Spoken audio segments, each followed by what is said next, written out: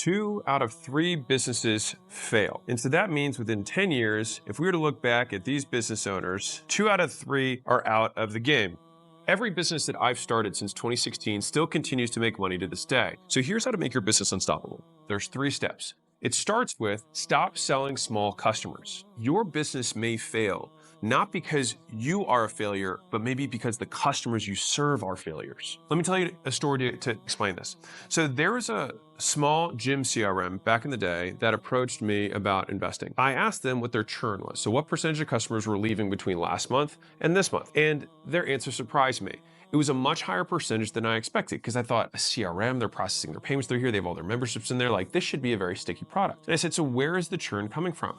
And they said, oh, well, about 1/3 of the gyms go out of business every year. And I was like, wow, wait a second. So this has nothing to do with how good your product or service was. These businesses in and of themselves just stopped being in business. The formal language for that is called structural churn. It means it's baked into the structure of the market that you serve. Now the question is that your choice to pursue that market? And the answer is yes.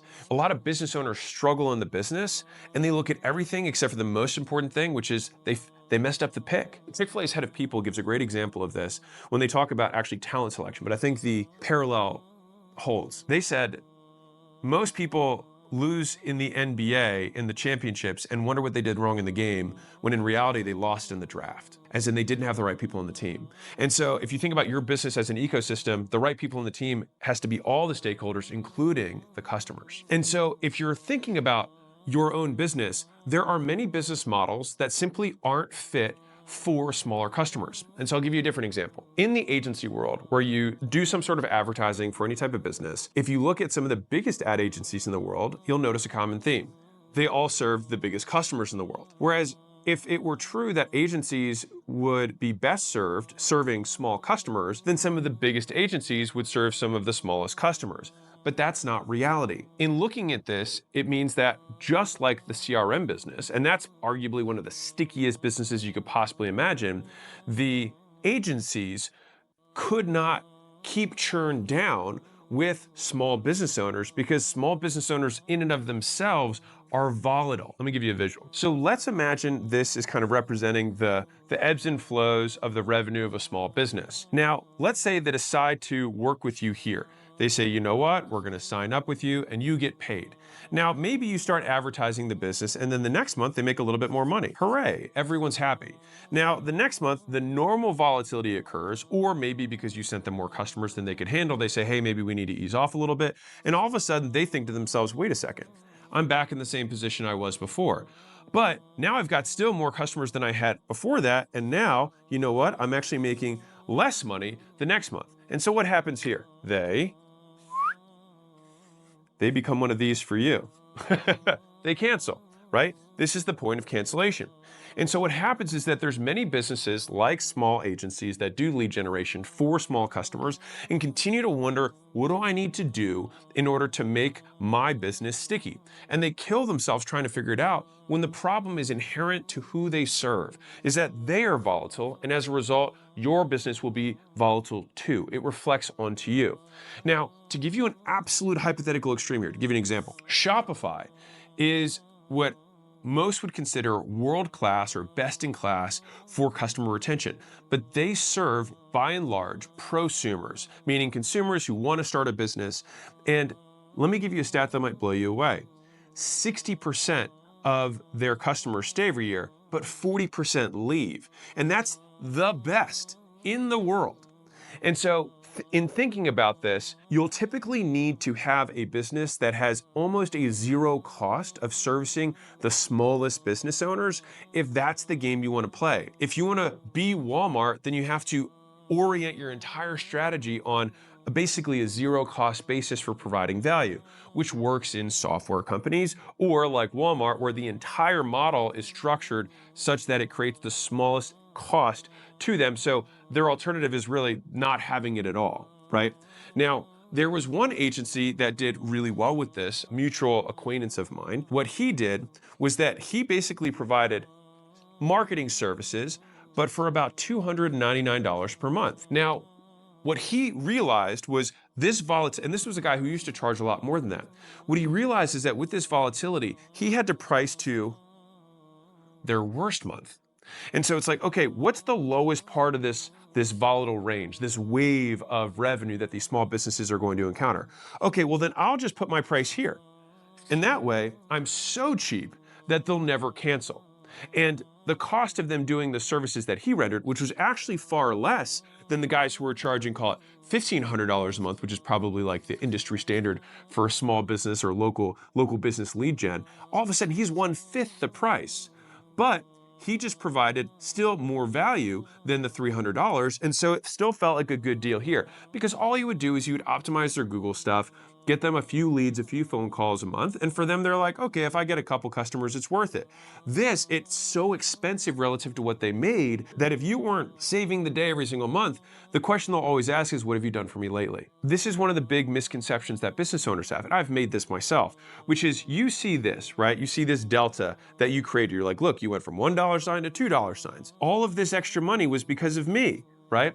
But the thing is that if you make someone $10,000, right, in the first month you work with them, and let's say you charge them $1,000, in your mind you say, oh, well, this $9K is because of me, which means I just bought another 9 months of service with you, right? Because I made you $9,000, I charge $1,000 a month, so I could basically just break even for the next 9 months. But try actually having that conversation in reality. It doesn't work that way. What happens in reality is this: they pay $1,000, they make 10, they make the extra 9, and they say, oh, that $1,000 was worth it this month. And guess what happens next month? You start at zero. Actually, you start at -1,000 because they've already paid you $1,000 and they haven't made any money yet. And so again, it's always going to be relative to when they pay and what they get relative to that. And so this is where this volatility ends up becoming a trap for most business owners. And when you're starting a business, or even when you're a few years into the business, you'll often sell to people that you relate to. And so you'll sell out of your own wallet to solve your own problems. But the problem there is that those people will never become reliable. It's like building your business on a foundation of sand. It doesn't matter how beautiful of a castle you can imagine in your mind. One bad storm on a foundation of sand and it's going to topple over. And so you end up just getting in this endless cycle of trying to iterate your products, create different offers and all this stuff. But the fundamental issue is you're serving somebody who's never gonna stay and pay because of them, not you. So for example, if you have a supplement business, it's unlikely that you're going to get very high stick if you're super expensive and your product suite is only geared towards beginners, and beginners churn out. As in, they go to the gym, they stop going to the gym, they go to the gym, they stop going to the gym. Now, if you had a business that was geared around the regular user or somebody who already, let's say, takes protein every day, and you truly have a superior product, and then that entire base of people who takes protein shakes every day is willing to take yours instead of someone else's, then you have a customer that is already a qualified customer who's going to continue to take the product over and over again. But when you target beginners, whether it's B2C or B2B, obviously the price differences are significant between businesses and consumers, but they are still beginners within that continuum. And so you will have the churn in relation to how much of a beginner they are. And so my preferred way to think about this is if you think about this pyramid as a representation of the marketplace based on their spending power. Right? If at the base, you're always going to have the most people that have the least amount of money to spend. And so whether it's B2B or B2C, like B2C, it's going to be base beginners for whatever it is that you sell. If it's B2B, it's going to be the smallest business owners. So it could be, consumers becoming prosumers or prosumers becoming VSMBs, which is a very small business, and then VSMBs becoming SMBs, which is small business owners. And then you have low mid-market, and then you go all the way up to, Fortune 100 companies, right? My preferred way to structure a business model is to actually start at the top. And the reason for this is that because there's little operational drag, because you have fewer customers you need to take care of, they're able to spend significantly more, they are going to be around a while, and they know their numbers, and they can stick with their commitment. So if you have a contract, for example, and they say they'll pay you $1 million a year, the likelihood they pay you is significantly higher than a beginner saying he's going to pay you $10,000 over 10 months. Very unlikely. I would make that bet. So much so that corporate debt is an entire investable asset class based on the promises that businesses make to repay things. The cool part about this from a branding perspective is that you learn how to service these much higher end customers. And with that reputation, then there are customers who are going to be underneath who are then going to say, you know what, I would love to be able to work with somebody who works with the Fortune 100. I can't afford that. And you say, you know what, I can make it a little bit more affordable for you, but you're going to get a little bit less service for that. And you can work your way down. Now, here's where it gets really clever.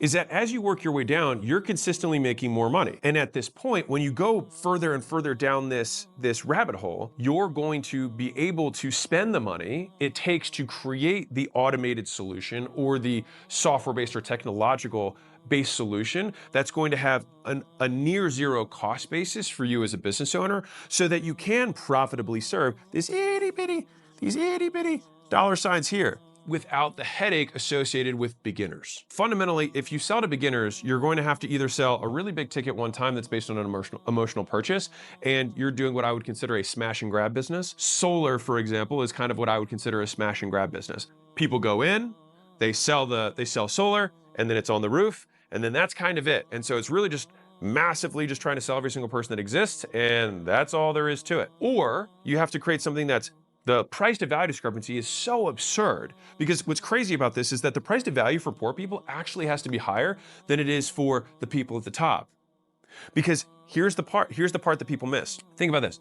There are people who cancel the $12 per month Netflix charge. Like, what else could Netflix offer? They give you like every movie you could imagine, every new shows, they do everything, and still some people are like, I'm not really sure if it's worth it for me, right?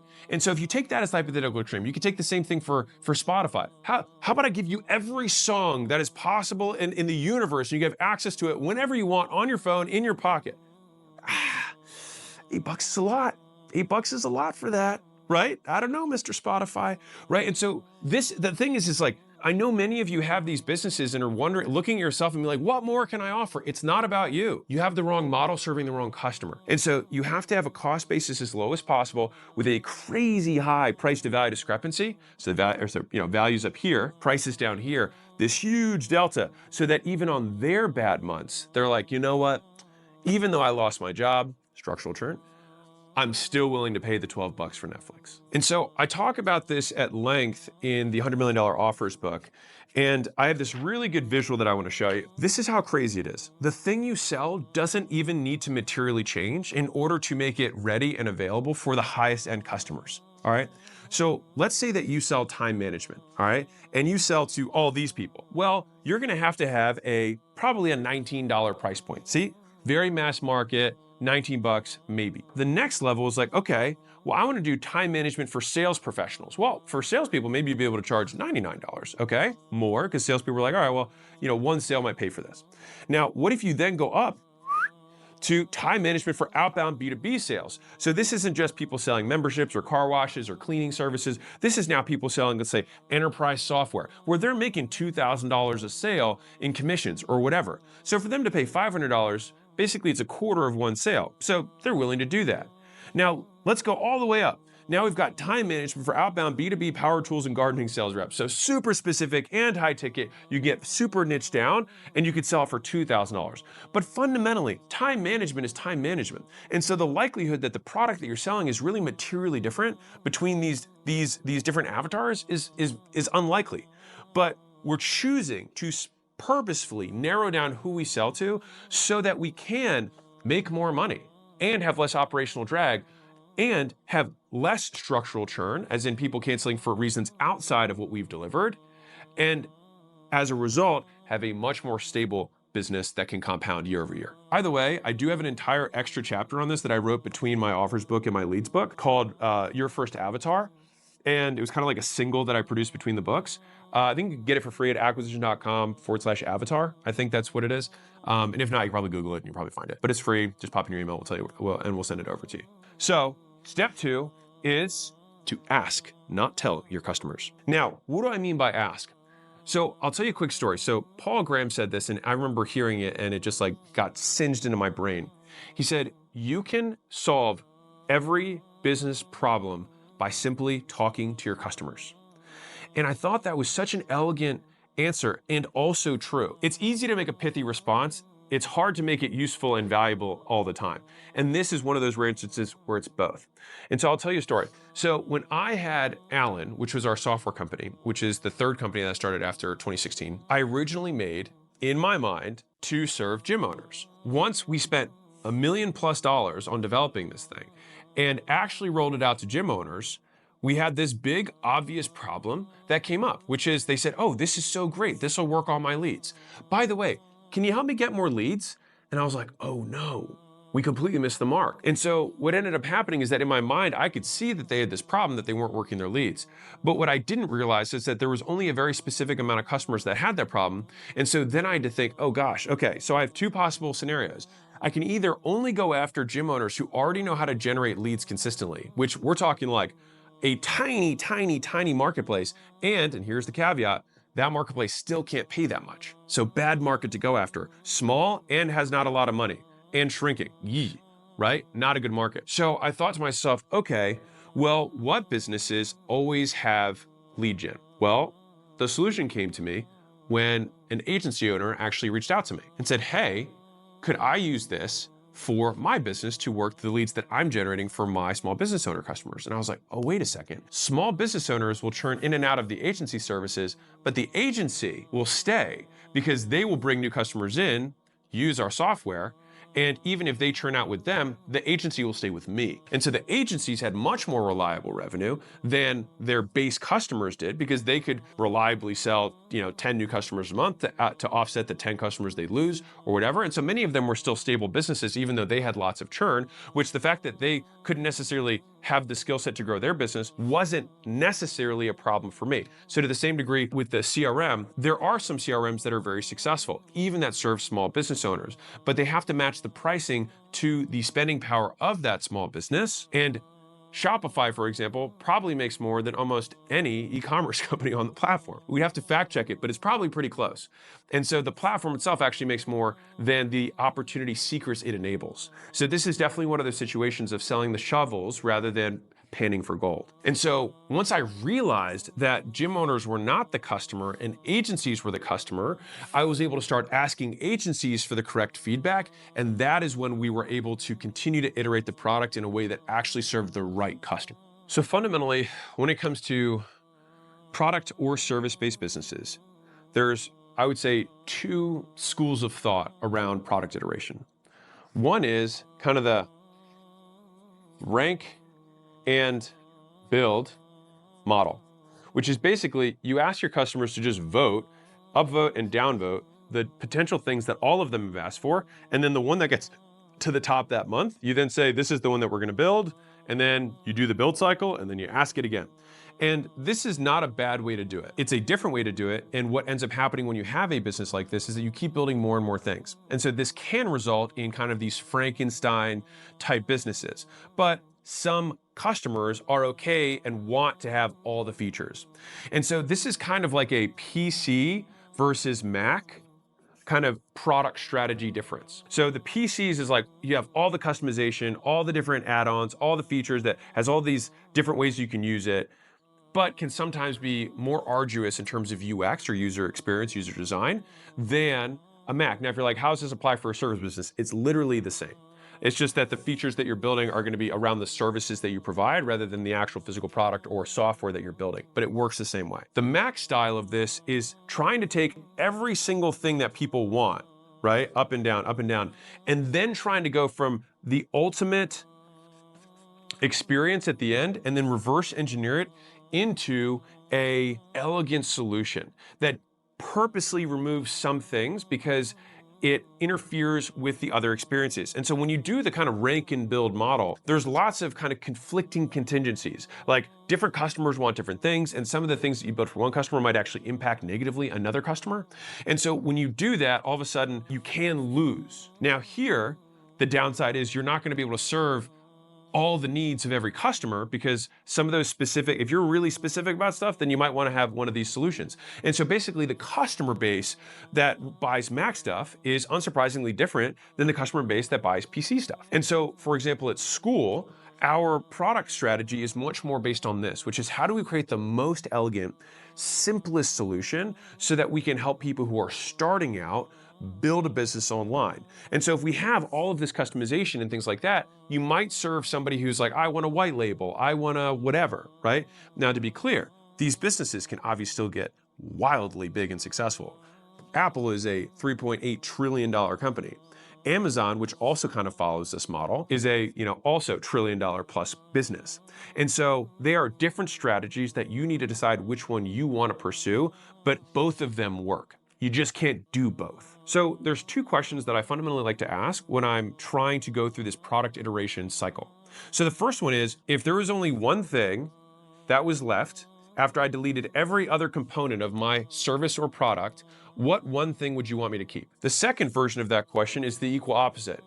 If I kept everything except for one thing, what thing would you not care at all about? And then you delete that thing and you see who complains. And to be clear, you don't announce that you delete it. You just delete it and then see what happens. And then if you get complaints, you ask yourself the question, are these the types of customers that I want to keep? Because sometimes the people who complain are the ones that you don't want, in which case, win-win. For more info on this, I cover this at length in the referral section of $100 million leads. And so in the referral section, I talk about how do you get more people better results. So this is fundamentally product iteration. And so the idea here is how do we increase the perceived likelihood of achievement? The process that I like to follow here, so I have our action steps, right? So you survey customers to find the ones who get the best results, step one. Step two is you interview them to find out what they did differently. All right, so this is a behavior thing. So on one level, you want to look at demographics. Do they look different? The second is, do they have a different user path? Did they come in a different way? Do they have a different promise? Number three, and this is the one that we're referencing here, is did they take actions that not everyone necessarily took? We look at those actions that only those people had in common. And then what we do is we take those actions and we force new customers to repeat those actions on purpose that the best customers did by accident. And then we measure the improvement of the average customer based on those new behaviors that we're incentivizing them towards, or at least pushing them towards. And then what we do, if you want to get really fancy with it, is you can match the conditions of your guarantee to the actions that get the best results to get more people to do them. Said differently, if you realize that the best customers, for example, import all of their contacts into your CRM when you're starting the CRM, you would then try and create the onboarding experience, and a guarantee says, hey, we will guarantee that you'll have some improvement using our software service product as long as you export and import all of your contacts into our CRM within the first 30 days. And so now we have shown our hand to say this is very valuable to us and it will be valuable to you. This ask process can fix any department that's customer facing. Obviously, it can't fix IT, but it can fix marketing. So if all of a sudden your ads aren't doing well, show your ads to customers and ask them what's missing or what's not working. Why would they not respond to this? What ads did you find that resonated the most with you? Because I want more people like you. Product, you're saying, okay, what's wrong with this picture? Show me what's difficult. Watch users actually interface with your product or services so that you can understand the friction points before, during, and after. And so I like to use the 3-term contingency of before, during, after to think through any kind of change that I have for a customer. What's going to happen immediately before they buy my product? What's going to happen immediately before they use my product? What's going to happen during the time that they use the product? Like, what are the interactions they have? And then what happens immediately after, right? And those are the places that that have the closest and strongest leverage over the ultimate customer results and the value that we provide. And same thing with sales. Like if people are getting on the sales calls and they're not buying, then you ask customers, what about my offer? What about the way that we're presenting it is not compelling to you? And just as valuable, sometimes more if you can get them, is interviewing the people who said no and say, why not? One of the best things you can do is just pay them. Like I'll pay $100 to hop on a phone call with me and just tell me what we could have done better. And you know what's crazy is that a lot of times you just even doing that does give you a second shot at the sale, which is by no means the objective. You just want to get the information because that information is so much more valuable than the $100 and maybe the hour that you'd give. So number one, once we've picked the right customers who aren't going to have structural churn based on the business model that we have. Two, we have the thing that type of customer wants. Well, we need to keep improving that product so we don't get outcompeted in the marketplace by new entrants or new businesses who are trying to take our slice of the pie. The third thing that we have to do to make your business unstoppable is don't pretend to be something you're not. And you're like, what does that even mean? So let me tell you this quote that I love, and then I'll get into the story. This is by Shane Parrish. Success comes down to doing the obvious thing for an extraordinary period of time without convincing yourself that you're smarter than you actually are. And I love this quote for a number of reasons. First off, because it's so true. Here's my easiest visual for you. Actually, I'm gonna see if I can get the right colors for the markers. So this is gonna be a tough one. Let's see if I can draw this. I've never drawn this before, so forgive me if this sucks.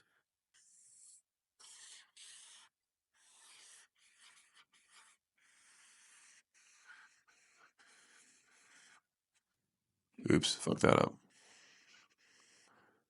Looks like a dog with a curlicue. So this is a pig, not a dog.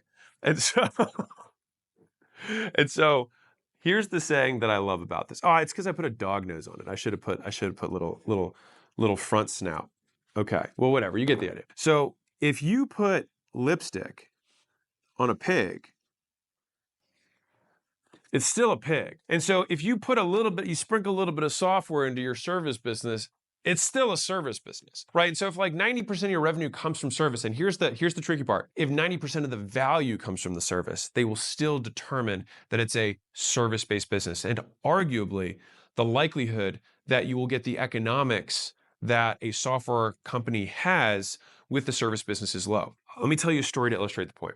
So there was a solar company that I was talking to that had 400 sales guys. So a big solar company that did very well. And the founders were young, enterprising guys, super ambitious. They came to me and said, hey, we want to have a monstrous valuation for our company. And I said, I think you already do have a monstrous valuation for your company. And they said, well, we know that software companies get valued significantly higher than kind of the transactional sales nature of solar. And I said, you're right. And so what? And so they were like, well, we have this software that we use to recruit salespeople and make them more productive. And that's why we have such a big and productive sales team. And so what we were thinking about was taking that software and then licensing it to other solar companies. And I told them that I thought that was a terrible idea. Now, why would I say something like that? Well, in theory, if you had a software company that had the same revenue metrics as your solar sales company, then you would have a significantly more valuable company. But number one is for you to get those same economics, you're not selling $30,000 things. The likelihood that you'd be able to get even close to the amount of revenue per customer would be significantly lower. Number two is the amount of people that can buy solar roofs versus the amount of solar companies is way smaller. Third, neither of these founders were software people. And so what they wanted to do was kind of like pretend to be software and just say like, oh, we'll just sell some people into this thing and then we're going to get a software multiple on the entirety of our revenue. That's not how it works. You have to remember that the person who's writing a $100, $200, $500 billion check is smart enough to have a $100, $200, or $1 billion to spend. They know the difference between a solar company and a software company. Software companies and companies that get extraordinarily high multiples don't get high multiples because of the name or the label that's associated with them. They get those extraordinarily high multiples because of the nature of the revenue and the quality of the revenue that they have and the potential for gross profit in the future. And so if you have a service-based business that has the exact same economics as a software company, you will get software-like multiples at enterprise value. You want to solve for the things that matter, which is you want to solve for revenue retention. You want to solve for incremental margin. You want to solve for logo retention, meaning number of businesses that are staying on your platform or on your inside of your business. You want to solve for being able to onboard low value people to be able to provide high value services, right? So this is where like a tech-enabled service can be more valuable than a traditional service because a tech-enabled service might be able to take one person and have them serve 50 customers rather than one person and have them serve 5. But it's not because it's tech-enabled, it's because you have now 10x'd the value that any individual employee can provide and lowered the skill barrier for somebody to provide that value. And so that translates into higher gross margins, lower cost of acquiring talent, and higher percentage of customers that stay every year, which means that the business will compound year over year over year.